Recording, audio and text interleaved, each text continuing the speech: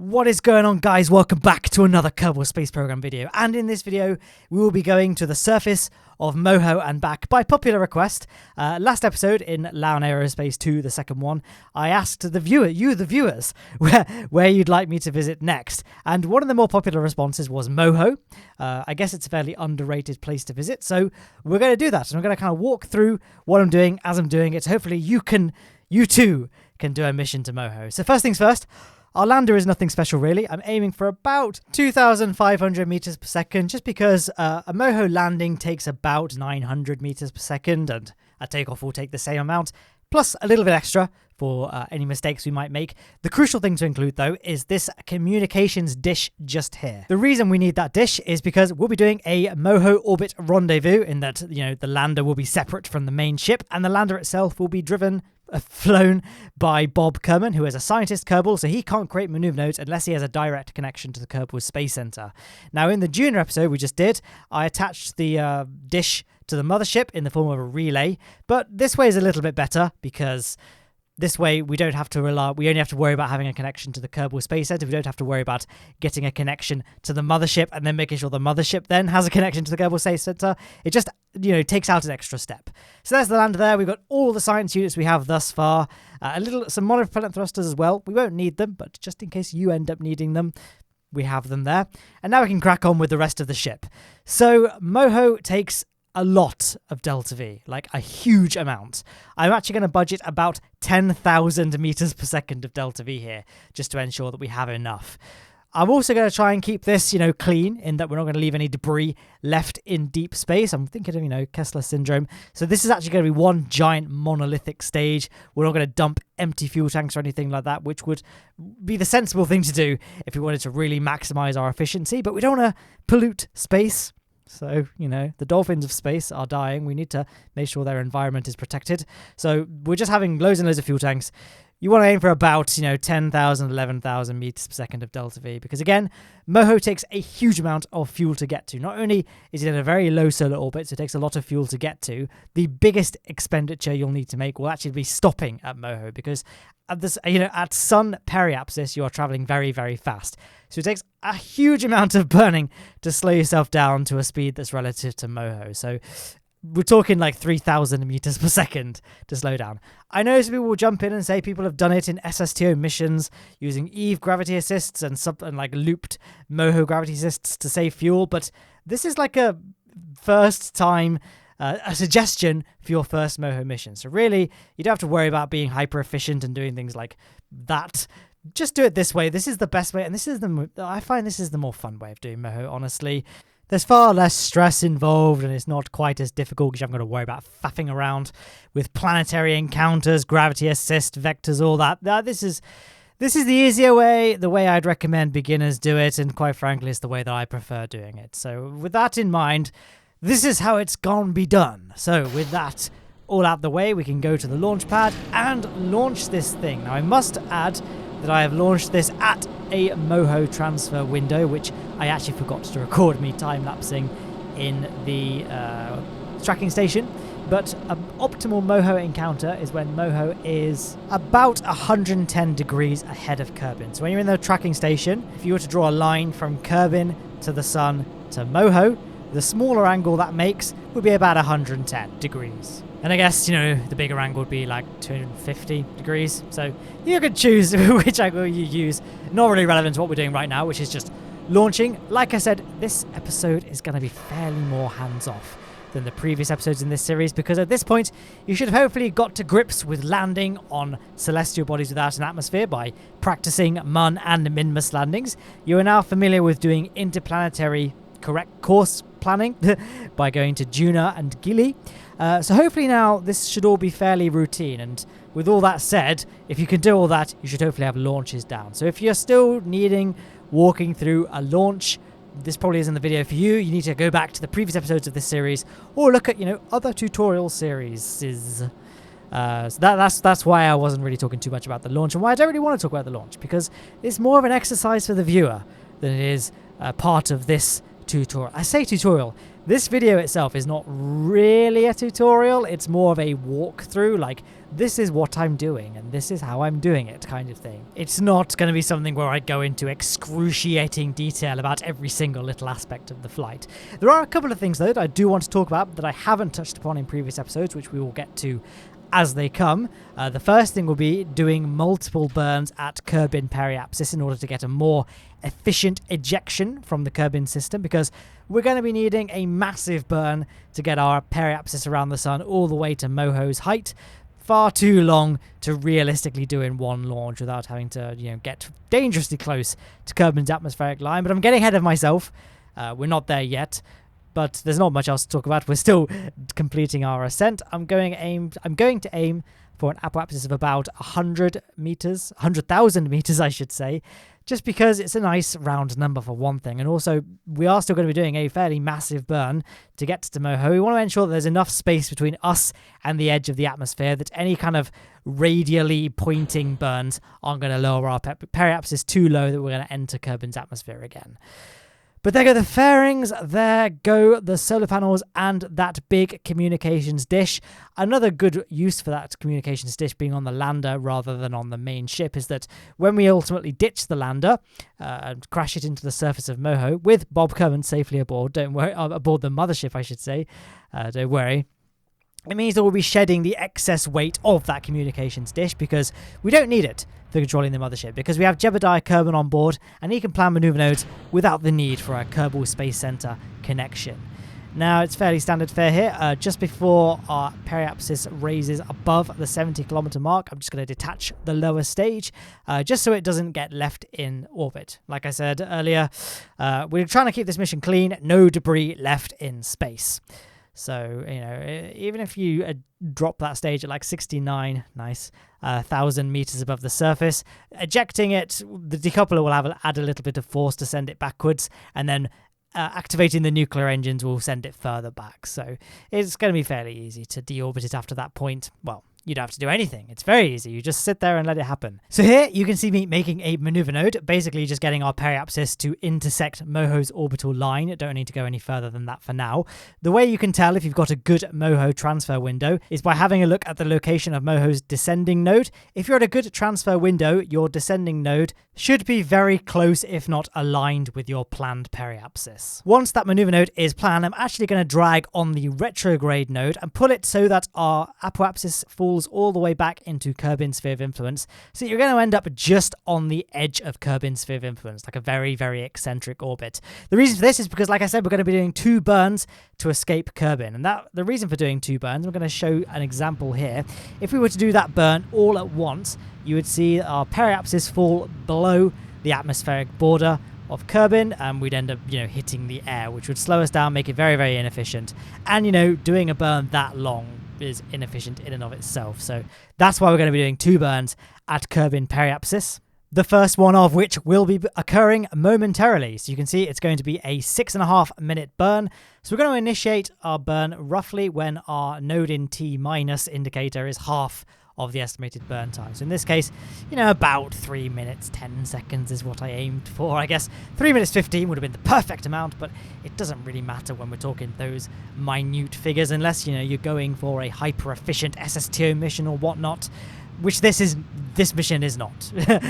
Yeah. So nothing to talk about really as we execute our burn. So I'm playing the footage back as fast as I possibly can in Sony Vegas, and we can watch our apoapsis rocket upwards. Pardon the terrible pun. And then we can create another maneuver node and drag that retrograde prograde marker out and get our Moho Encounter. Now, I actually got super lucky here and got a Moho Encounter straight from Kerbin.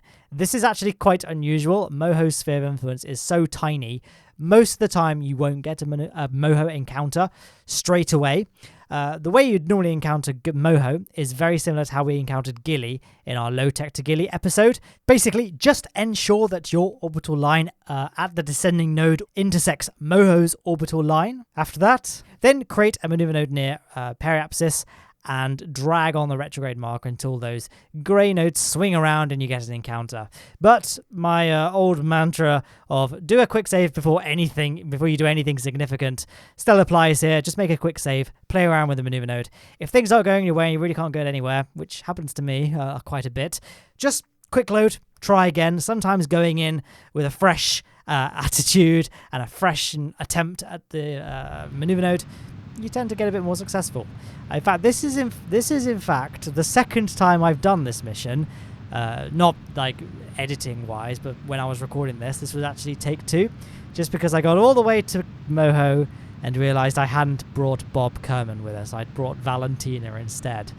So I had to revert so I could bring Bob, because the reason why Bob is so essential, as I've said many times on this series at this point, is that he can restore the Science Junior and Mystery Goo experiments, which means that we'll be getting a lot more science than we would otherwise be able to. Since we can restore the Science Junior and Mystery Goo, it means we can run those experiments from space high above Moho, close to Moho, and then, on the surface of Moho. And in your case, if you don't have this stupid rule that I have where I can only get science from one biome per planet or moon, you can then restore it and get science from multiple biomes. So I knew that we were fairly close to a Moho encounter because, I got it when I was planning the maneuver node. So I knew it wouldn't take much of a very big burn once we entered deep space to finalize our Moho encounter. So yeah, less than 60 meters per second to get that encounter. We're going to aim to get our periapsis fairly close to Moho's surface in order to maximize the O-berth effect, but really, Moho's gravity well is so small the O-berth effect may as well not exist. Don't worry about the O-berth effect when it comes to Moho. That's why I'm not really bothering to aim for any equatorial orbit. And in fact, I actually entered Moho on the quote-unquote wrong side. I was orbiting against the rotation of the planet, which, is slightly less efficient, but again, Moho's so small, it doesn't really matter a great deal, especially because we have such a colossal amount of delta V. Now, at this point, I must say that even though we have a lot of delta V, I think I launched with about 9,000 meters per second, we wouldn't have had enough if we hadn't launched at a Moho transfer window. You see, Moho, for the most part, transfer windows don't matter because, the O-berth effect doesn't matter, so you can just modify your orbit in deep space in order to get to your Moho encounter. It doesn't really make a difference. The thing that makes Moho difficult is the fact its orbit is on this massive tilt. And so if you don't launch in a Moho transfer window, you'll have to add an extra 1,500 meters per second to your delta V budget in order to create the plane change that will allow you to get a Moho encounter. So that's why I was saying earlier, make sure your periapsis is at Moho's descending node, because that way you don't have to worry about doing the plane change. In fact, you can kind of see it in this shot here, how tilted Moho's orbit is, but it doesn't matter because we are here and we are ready to do some science. Yes, because our only science units are on that lander, it's very important that we do all our experiments before we time warp down towards the surface of the planet, because as we get closer, we will no longer be in space high above the planet, and so we can no longer run the experiments from space high above the planet. And, once we've completed our landing, we won't be taking the lander back with us, so this will be the only time we are ever in space high above Moho. So it's now and ever. So yeah, running all the experiments, also making sure you remember to do an EVA report and a crew report as well, and take the crew report from the module and then store it so that you can do another crew report at another point in the mission, and then we can get ready to time warp down. And 3,000 meters per second is generally the amount of fuel you need to budget for stopping at Moho. It is an absolutely colossal burn to make. But we've got the delta V, so it's not a problem. This is typically the biggest burn of all of them for a Moho mission, so enjoy it while it lasts. I couldn't make it go any faster in Sony Vegas without distorting the sound, so I hope it's enjoyable. But look at that beautiful planet looming in before us. So Moho has no atmosphere, hence why we've got no parachute, which is actually a little bit different to Mercury, which is obviously the planet it's modelled on. Mercury, although its atmosphere is very tenuous at best, it still has an atmosphere nonetheless. Moho doesn't have any atmosphere at all. Just a little interesting bit of trivia about Mercury and I guess how it differs from Moho. Another interesting thing about Moho is that it gets its name from the Moho-Revisic discontinuity, which is the boundary between the Earth's crust and the mantle. So I guess that's why it's called Moho, because it's fairly hot, as is the Moho-Revisic discontinuity. I apologise if that pronunciation is wrong. Don't want to get too cocky with my Croatian pronunciation. I'll be flying a bit too close to the sun, much like we are here. Very close, in fact, that we have to sometimes worry about a ablator. We've got an ablative heat shield here, and if you get too close to the sun, it will start burning off a ablator. Luckily, Moho's high enough where it's not a problem, but when we're getting back to Kerbin and we need to do, we might want to do a more eccentric orbit to get there faster, you want to make sure your periapsis doesn't get too low. So he's going to be running the experiment again because we're now in space close to Moho, just above Moho, which means we get more science again. So Bob can go on his EVA, do his EVA report and a crew report as well, making sure, of course, to take the crew report and store it before you do anything else. And that's it. That was that done. Thought may as well do something productive whilst we wait for this burn to finish. And there it is. So I was going to aim for a periapsis of about 20,000 meters because that seems like a nice round number. We don't want to go too low because you don't want to risk crashing into any peaks that are on Moho's surface, although Moho in and of itself is fairly flat. It isn't too varied in terms of its terrain, unlike somewhere like, I don't know, Minmus, for example. This is not a problem. So, we've arrived. Now it's time to do the main part of this mission, and that is the Moho Landing itself. So, for the sake of having a nice, brightly lit YouTube video, I'm going to make sure we land on the light side of the planet. I'm also going to retract the commutatron, just so that in case I tip over on landing, it's not going to destroy the dish. Although, if we do tip over on landing, Moho's surface gravity is pretty high, so we'd probably have a lot more problems to worry about than, you know, being able to receive our Netflix signals and whatever else it is Kerbals use those big satellite dishes for. So it's very similar to landing on the Mun, is Moho. It takes a little bit more delta V. In fact, it takes about double the delta V. Not quite double, actually. The Mun takes about 580 meters per second to land on. Moho takes about 970 meters per second, so a bit more, but the Terrier, especially for a craft of this weight, has pretty good thrust-to-weight ratio, again, for a craft this weight. So it's very, very easy to sufficiently slow down without having to worry about crashing into the surface. I'm going to aim to be touching down at about, less than 5 meters per second, so I think we touched down at 2 meters per second just then. I don't know, fairly slow. These landing legs are very good at absorbing impact, so it wasn't really a problem. And now we're on the surface, we can once again run our experiments for the final time, I believe. Well, it is for the final time. Like I say, this is only because I've got the arbitrary rule of only being able to take science from one biome per planet or moon. If I were you, and I knew you were doing this mission and you needed the science points, just do some puddle hopping, boost into the air, boost laterally or whatever, and then land again until you're in another biome. Rinse and repeat. It might even be worth aiming for a specific surface feature like a crater, which is what I tend to do when I'm trying to get as many biomes as possible, because generally the kind of pit of the crater will be its own biome, the slope of the crater will be its own biome, and then, the surface around the edge of the crater will be its own biome again. Very easy to find different biomes when you aim for things like craters. And of course, the most important part of this mission is planting a flag. And of course, naming the flag after our biomes, so that if we did return for more science, we know that we don't need to aim for the Midlands because, we've already exhausted all the science. Now, this is the part where my rule of no DLC is somewhat broken. If you haven't got the Breaking Ground DLC, I think these are part of the Breaking Ground DLC anyway, you won't have these little things here. In Moho, there was an update so that now there are magma, lava domes on the surface, which is pretty cool. We're not going to do any kind of science related to this lava dome because, again, I am trying to keep this DLC free, so we're not going to do anything other than just get some nice photo opportunities. I'm going to take my surface sample from here just for the symbolic aspect of it. This doesn't count as a different kind of surface sample to just the surface of Moho. If we wanted to get science from this sort of geographical feature, we would need to bring a science scanning arm with us, which we haven't because, again, try to keep it DLC free, but hey, this is a nice photo opportunity. I might tweet this out to generate some sick hype for this video. I don't know. Haven't really planned it ahead. It's a Thursday. I'm very tired, very hot. I just need to go to bed. In fact, I haven't eaten today either. I had a handful of dry Special K before I started this commentary.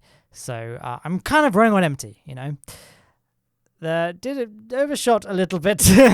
I wasn't too worried about, conserving monopropellant in our EVA propellant, I should say, in our EVA pack, because we have a ladder to get back onto the lander, so we don't need to worry about needing the jetpack to get back on board. So I was just being as liberal as I possibly could with the pack. Although we do still have enough monopropellant, I think. EVA propellant, I should say. I know there's probably someone out there who would get annoyed if I called it monopropellant. We probably do have enough to board the capsule without that ladder. It's just nice knowing we'll be okay. So now we're going to be docking with the Mothership.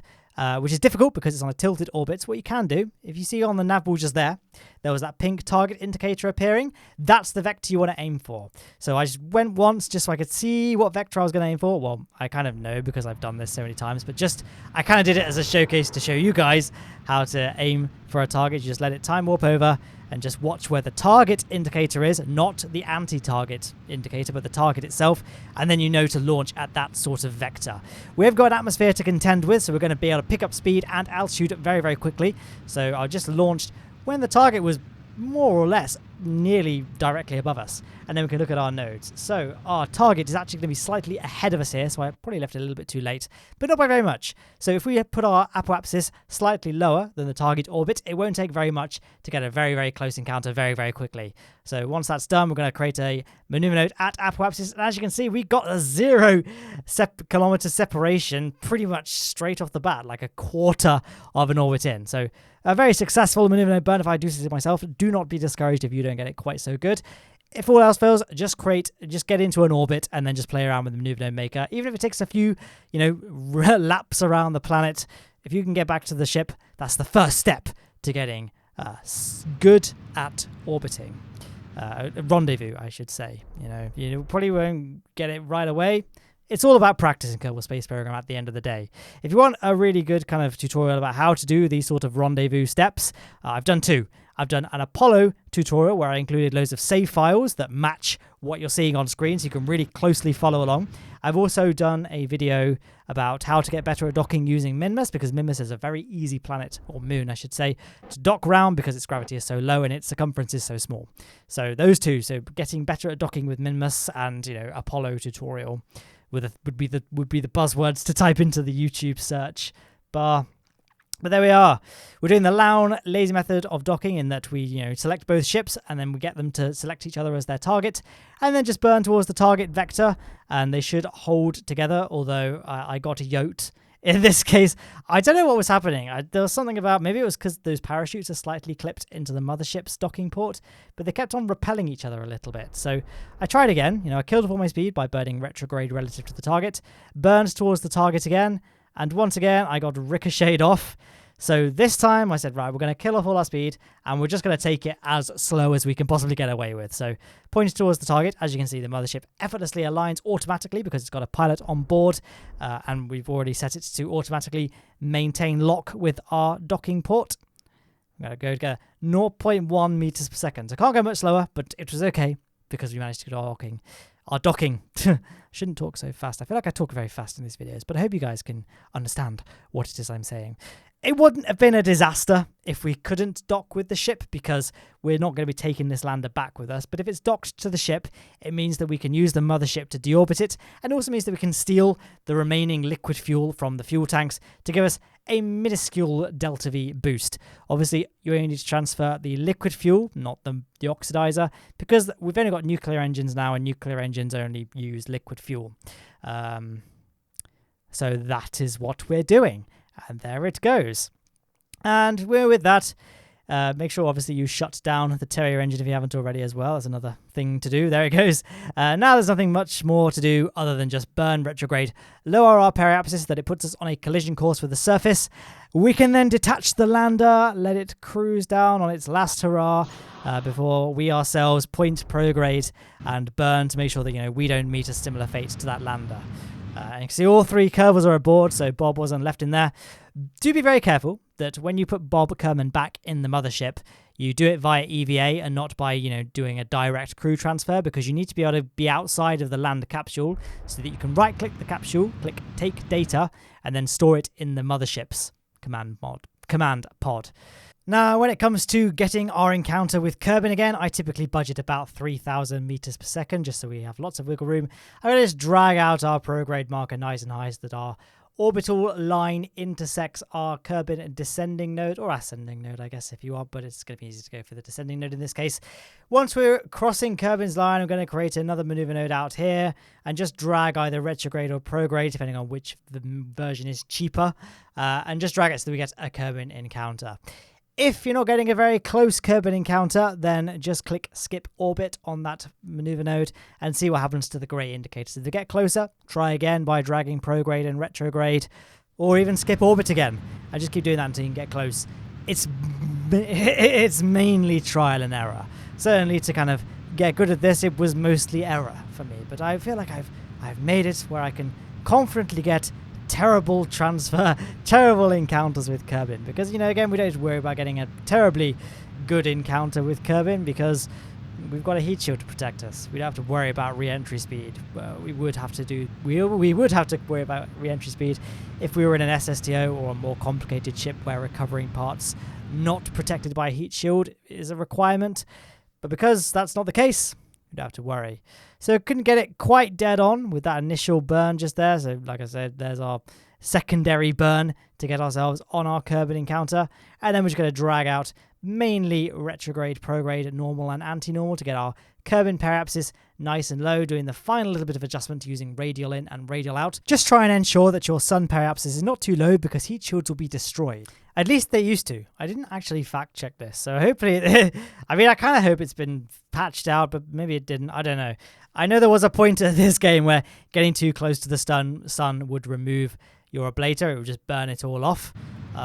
So just be careful of that. Make sure your sun periapsis is not too low. But getting too close to the sun, you're probably going to start melting things anyway. So it's generally a good idea to try and not get too much lower than Moho. There goes that burn there. Our periapsis around Kerbin's fairly close. And we've got, 500 meters per second-ish delta V remaining. So it's more than enough to simply lower our periapsis to within Kerbin's atmosphere once we've entered the planet's sphere of influence. So now I'm just going to open up the ablator display just to ensure that none of it is destroyed as we pass by the sun. If it is, we just reload the quick save that you should have made when you left Moho, and then we could just try again for a better Kerbin encounter that does not require getting this close to the sun. So it's fairly long mission. We've had to do 2 orbits around the sun in order to get back to Kerbin, but less than a year so far. I think it'll be just over a Kerbal year by the time we get back to Kerbin. Speaking of Kerbin, there it is. In fact, no, I was wrong. It's not a Kerbal year. 332 days. 2 hours and 9 minutes and 27 seconds, 29 seconds, 31 seconds. Okay, I'm not going to count the seconds as they go along because I feel like you get the point of this. There was no point, actually, come to think of it. So I'm lowering our periapsis down to about 30 kilometers just because, that's going to make sure that we definitely do capture around Kerbin, and then we can enjoy the fireworks of the lower stage. Absolutely spectacular. Now we're coming in super fast, 6 kilometers per second, which caused even the mighty Jebediah to black out. So don't worry, it's only temporary. Jebediah, they're all back now, so we don't need to worry. And, if we maybe put our periapsis a little bit higher, we could have captured and then just, entered a Kerbal orbit with obviously a periapsis that would still ensure we can error break down to a landing. And it might not have resulted in Kerbal loss of consciousness. I don't know. I just kind of wanted to get this mission done, and I knew it would be fine. And look at that. There's a tribute to how powerful ablator is. We haven't even used half of our ablator, traveling at 6 kilometers per second. So there's a little, insight into how powerful the ablative heat shields are in this game. But there's a lovely little pan around shot of the capsule, though I'm sure you guys all want me to get to the big part of this mission, and that is, of course, checking out the science. 2,639 science points to our name now that we've earned the 2,534 points from this mission. It's not quite as much as Junar, because don't forget, Junar has kind of 2 levels above its surface. It's not just, you don't only have space high above Junar and space low above Junar. You also have science from Junar's upper atmosphere and lower atmosphere as well, because it has an atmosphere. Moho doesn't. That's why atmospheric planets tend to yield a little bit more science. But that being said, here we are on the tech tree. I'm just going to max out the bottom so we can get the RTG, so we can do lots of kind of deep space missions without having to worry about solar panels. And then I'm just going to try and unlock the aerospike, which, as it turned out, I was very slightly short of science points to unlock. We don't really need the aerospike. I'd just kind of like to have it in my arsenal, really. So we don't have quite enough, so I thought, what else can we spend our science on? So I thought, let's just spend it on the actuators node. I think the actuators node is basically pointless. It's unless you have the DLC. I was going to say it's got loads of cool hinges and rotors and stuff, but if you're running stock game, it only has the claw, which is not an especially essential piece of equipment. I very rarely used it in my life, let alone, need to use it for unlocking the tech tree. So, we're going to unlock it just to say we've done it. It was only 160 science points and not a huge amount, less than one surface sample. So I was fine just, unlocking that node.